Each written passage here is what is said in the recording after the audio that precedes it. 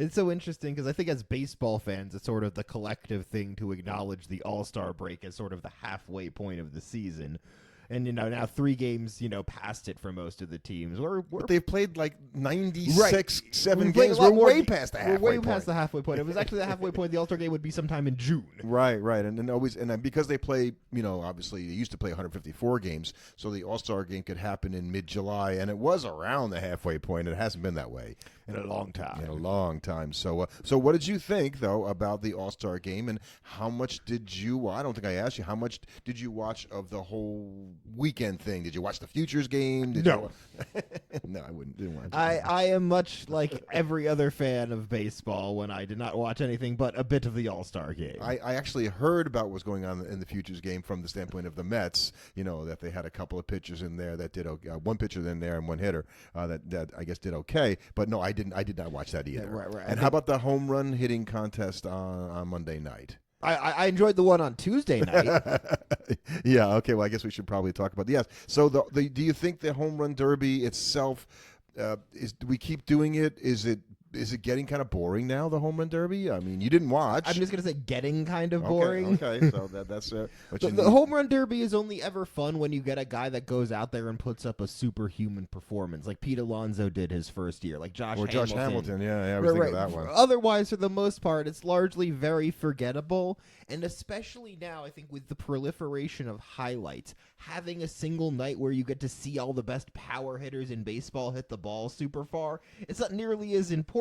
Whereas before, when you were a kid, that was the only time you really got to see a bunch of these guys do that. I think that's right, and it gets a little silly, right? Because the guys in the booth calling the home run derby, they go, oh, when he hits, when it's like they do it like 34 times, it's like enough already. Right, and the best is when they do it something like they do that like on balls that they catch in the outfield. Yes, absolutely. A couple of flops. Ooh, it's caught by a kid in right center, deep second base. So and so you mentioned the home run derby in the game itself, and right, so that is how it ended, and it's for the first time, and I think for the most part the players were fairly unaware that this was a possibility. That had the game ended, they seemed to enjoy it. Those guys were going crazy. They were really excited about this. I think for them, because I think we talked about this, off air, and that the big difference with this is that it's not a pitcher giving up these home runs. That's why Logan Webb was all, I think this is great. Yeah, well, none of your brethren gave up the home run. It was some guy who doesn't even pitch in the major leagues. Nobody's out there getting embarrassed. You're not having, even if it was, because even for a pitcher, I imagine it would be really hard to get up there and throw meatballs,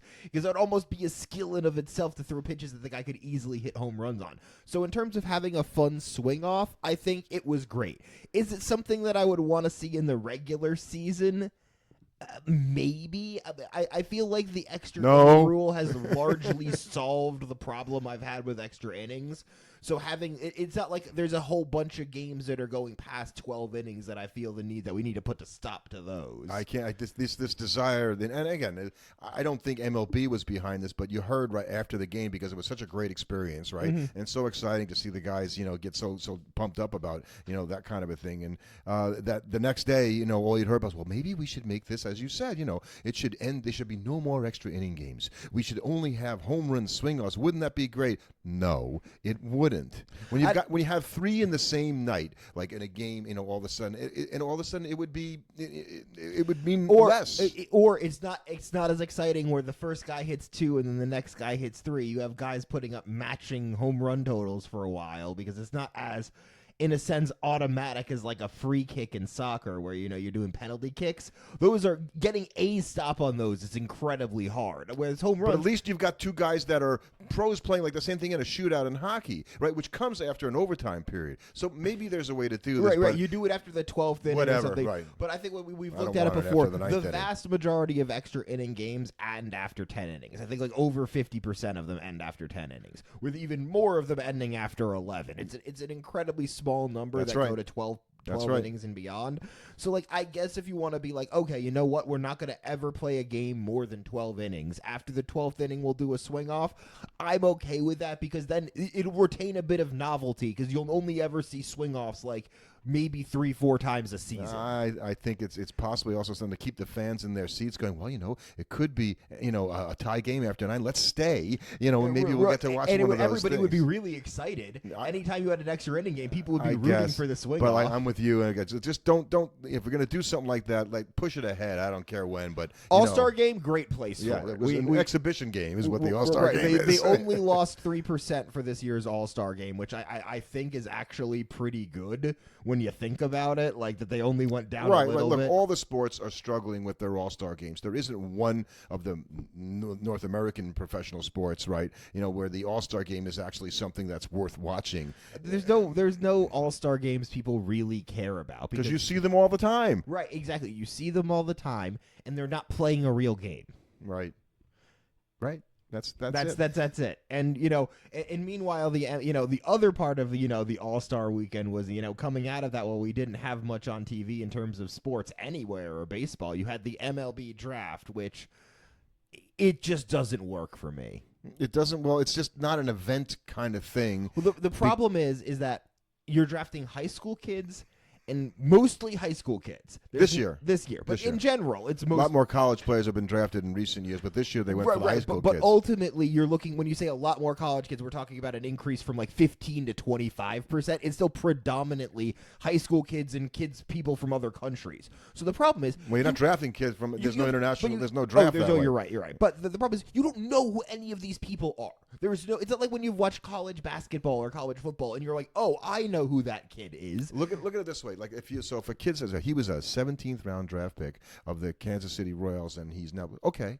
But if that happened in football or it happened in there's no 17th round. By the NBA only has like 3 rounds. 2 rounds. Right. And then I'm sorry. And the NFL has, 7 rounds or something like that. So, baseball has so many rounds of the draft. And if a guy makes it, like a Mike Piazza or something like that, who was, one of the last guys, taken as a favor to Tommy Lasorda, that doesn't really, surprise anybody. Nobody cares. The problem is just nobody really cares. Drafting doesn't mean anything in baseball because there's such a long time between a player being a draft pick and actually coming up and impacting the major leagues. Fans aren't incentivized to care about the draft because I'm not going to pay attention to the fortunes of players that might affect my team from 5 years from now. And there are too many misses. Right. You get drafted like, well, this guy sucked. It's not like you're a Dallas Maverick fan this year and you drafted Cooper Flagg and you're like, oh, cool, this guy's going to come in and impact my team's ability. He's going to be an all-star. Right. He's going to impact my team's ability to win right now. Great point.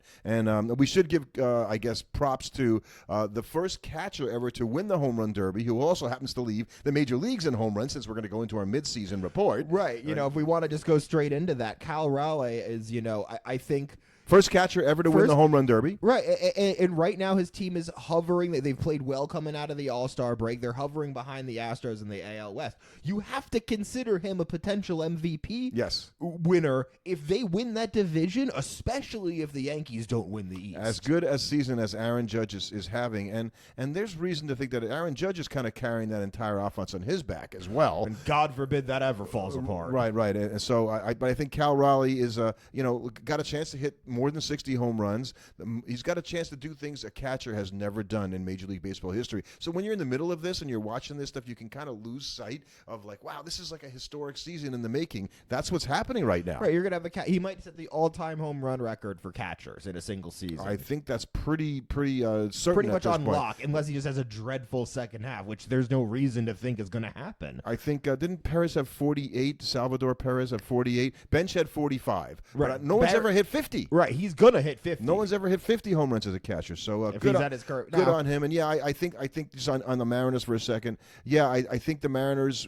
I don't trust them on historical basis, and the Astros are more battle tested, as we all say. So if I had to pick a team that was going to hold on, I'd probably pick the Astros. But if there's a team that I feel like could break down, they could tree. Right. You're saying the the Astros could break down. Like they're going to get Jordan back too, right, and you've got an older Jose Altuve out there and left. Like that's a team with a lot of older players on there. They could you break down in the second half, and the Mariners could go into a treat, and I don't believe enough in the other teams in that division because there's something rotten in Texas. Well, and it's funny you say that. They're going to play, here we are on Sunday, and they're going to finish a 3-game series of the Tigers tonight, who are on a losing streak themselves, and the Rangers could sweep them coming out of the break. But the Rangers, like, they don't give up any runs, but they have one of the worst offenses in baseball without Which Chin, I just expected. can't understand how they can do that.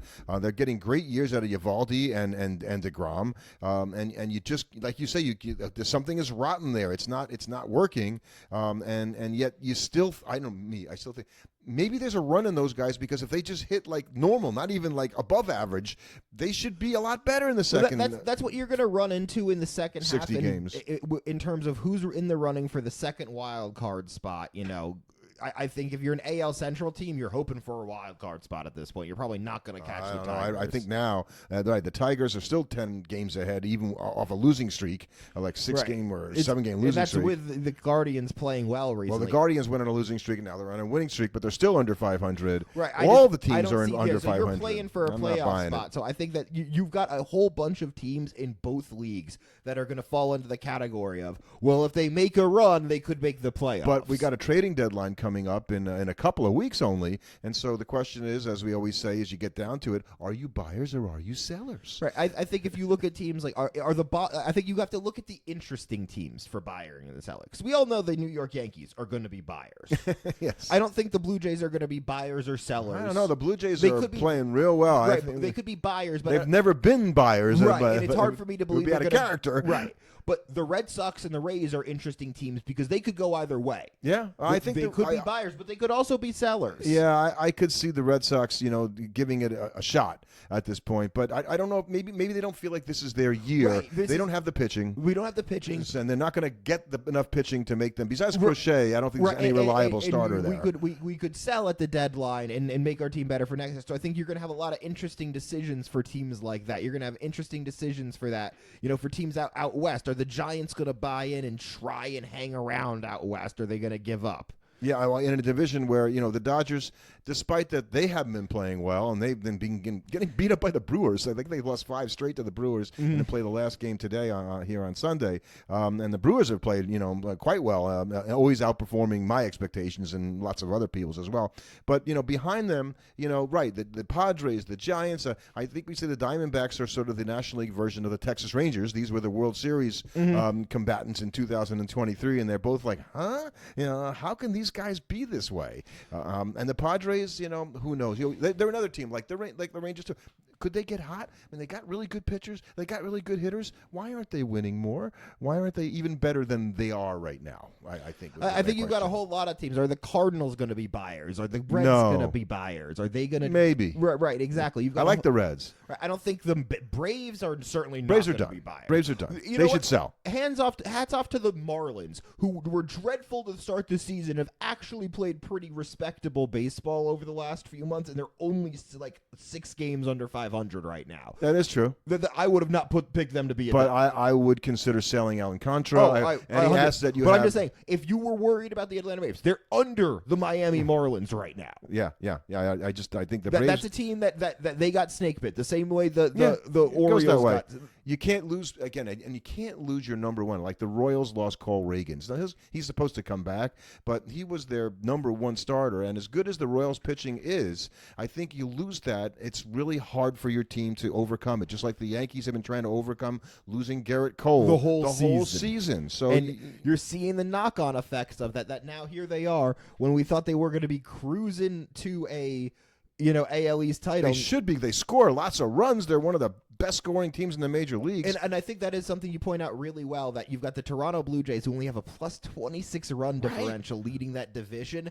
That's prime for a team to have a bad week or two and go tumbling down the standings. But they have good pitching, solid pitching, I think, the Blue Jays. And so it's been their hitting that's been spotty. They've gotten very little out of Teoscar Hernandez, their high-priced free agent. So there's reason to think, okay, we're hitting a little better now, because they have been in recent weeks. And, maybe they could get hot and sustain that for the rest of the season. season, and I think that maybe this is the year the Blue Jays don't fold in late August and September. I'd hope not. I would love to see. I'd like to see them. I'd like to see them get it done. I'd like to see the organization spend some money on the team as well, which has not been a Blue Jay thing. I know there's a pending sale there, or I think they're still trying to get the team, sold out. But I feel like this might be the year where you might see them invest. I'm hoping in the Blue Jays, because they are a good team and fun to watch.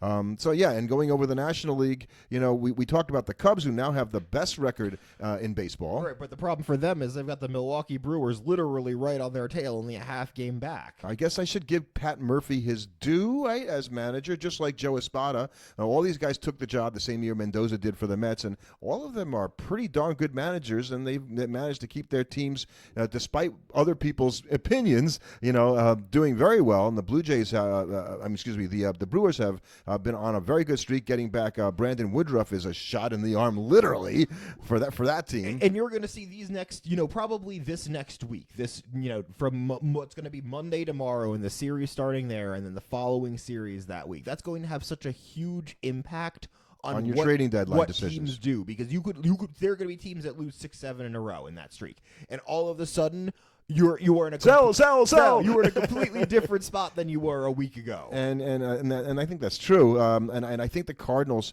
like, they're in it, and I think the owner Mozeliak, I think, is talking about buying at this point, and trying to go like if you look at that Cardinal team going, really? You're only 8 games back, and I think if you're inside 10, the Reds have a better chance than the Cardinals but you're inside 10. I think if you're inside 10 at this point, you can entertain the idea that, okay, yeah, we could make up a 10-game deficit in the second half by playing well if the teams in front of us don't also match our pace. But the problem is that there's too many teams. Exactly. I was going to say. So you got the Padres. They're going to be around. The Giants have hung around longer than most people think. If you discount the Diamondbacks, you got the Mets.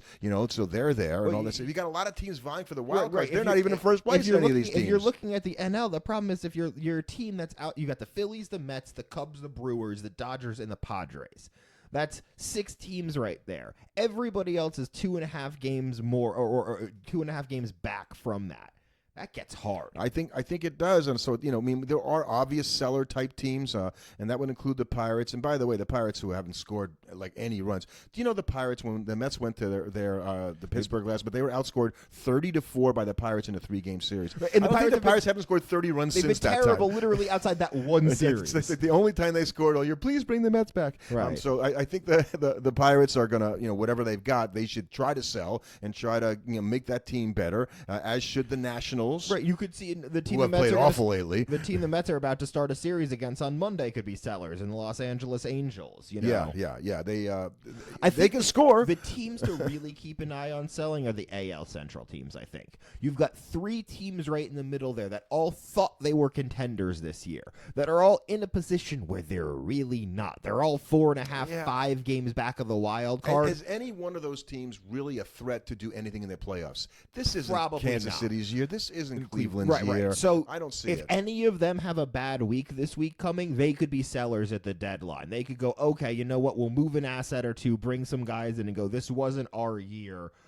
We'll try again next year with more ammunition in the gun. And I don't know if you saw today, it was the completion of a 3-game sweep for the Chicago White Sox over those moribund Pirates now. In Pittsburgh, the White Sox have their first sweep, and I don't know how long, but it must be nice to have the Rockies talked about as that team this year, and the White Sox just a bad team, and we're not as bad as those guys. So I think another real interesting team to see what they do is the Baltimore Orioles. Sell. Right. But what do they have to sell? Oh God, they have pitchers that they could sell. The relievers, Batista. Right. You might look at doing something like that because you're still young enough. That's the one. Right, you're not going to sell your core players, right? No. Not your Hendersons or your Rushmans, who's not had a great year, but you still keep him around. Right. I think that's something that's concerning them now because they're like, maybe Ryan O'Hearn, you could sell him because what do you care? 2 years in a row that haven't been great from him. That's always concerning. Yeah, and he's still got his job, Brandon Hyde? No, he's gone. He's gone. He's gone. The other guy who lost his job was just the other day. The Nationals manager. Right, Davey Martinez. That's what I. Right, because they've been worse than they should. So if you live in the D.C. area in Baltimore, your job is unstable, obviously. We talked about the Nationals. I was saying, look, they should have been a pesky third place team. I thought they would be potentially in the end. I don't know what happened there, and they've completely fallen apart. And it's like when you look at that team, they've got good players. In certain places, Mackenzie Gore is a good player. James Wood is a good player. I like Jake Irvin. Right. But it's like C.J. Abrams. I like think this the problem guy. is name another guy on that team besides any of the ones we just named. Besides Wood and it gets real hard. Yeah, because you're playing. You still got guys on the team like Josh Bell, right? Keibert, anybody Ruiz. you name past those guys, you're not thrilled about. Ruiz hasn't been what you hoped he would be. There's a lot so of guys in the lineup. That might be the kind of thing where it's just like you got rid of Mike Rizzo there because you look at that roster and go, okay, you've acquired us some good young players and you've surrounded them with nothing. Well, all the guys from the Soto trade have really benefited the team at this point. The problem is there aren't any other guys. Exactly. So, yeah, I think the trading deadline will give us the indication that the teams that really believe that they have a chance to win this year, and I think you're going to be surprised in a few cases by the teams that decide no, we don't. Mm-hmm. And so the Phillies, we haven't talked about them, and they're the first place team. Love their pitching. They're battle tested. If I had to pick right now, I would say that the Mets will not win the division and the Phillies will win the division because I believe more in the Philly pitching than I do in the Met pitching. I think that's a fair thing. And about the Met pitching for Met fans, and everybody knows we are, and we talk about them more than probably any other team. And in that you have all these pitchers who you think aren't going to be able to make it to the end of the season throwing multiple innings. That's a problem, right? Your only guy is Manaea, who just came back from injury. You think, okay, well he can, and he's got some elbow issues still. You're not sure how he's going to go. I think if you're a Met fan, the giant question mark you had about the team before the season is still there and looming, and so I think it's still such a question mark because of all the injuries. You cannot fix it with a series of trades, with one trade. You'd have to make multiple trades, and doing that doesn't make sense because you're making a trade or two to lose in the championship series as opposed to the division series doesn't make sense to me. David Peterson pitched for the Mets today. He is at his career high for innings. Okay, so Clay Holmes is good. Clay Holmes is at his career. He's over his career high for innings. Kodai Senga is fragile. We don't know how long he can go. Right, Manaea is coming back. Manaea is coming off of injury. Coming back. Montes is off of an injury. This is not a recipe for guys going the deep. Now, in the playoffs, you don't have to go deep into games. You got to get there. Right, you got to get there. And so I think that's going to be a hard thing for the Mets, and I think they'll get there. But I just wonder what they're going to be like when by they the skin do. Of their teeth. Yeah, I think that's going to happen. So and then so just for everybody, next Sunday, do keep an eye out. We'll be seeing the Hall of Fame inductions of Ichiro, CC Sabathia, Billy Wagner, Dave Parker, and Dick Allen. We should get some very good speeches out of that. Yeah. It's unfortunate that you've got two guys in Allen and Parker who just who were going to be there and who passed away before they had a chance to actually experience that induction and be there with the other Hall of Famers. Which that's a great loss, I think, for a guy. I'm glad they're getting in. It beats not getting in. Could have happened a year or two early. But yeah, for CC, Ichiro, and Billy Wagner, really exciting. We've never gone to the induction. I guess it would have to be for me a player I really want to see. There hasn't been a Met player inducted. Or even somebody like I really want to see him. I guess Pia could have gone for Piazza. Yeah, that probably. But I just never done that. It just seems like there's all these people there, and it just seems like a hard thing to get to. So I have a bad perception. Hot of this. and crowded. Yeah, but I think maybe we'll have to think about going sometime. Mm-hmm.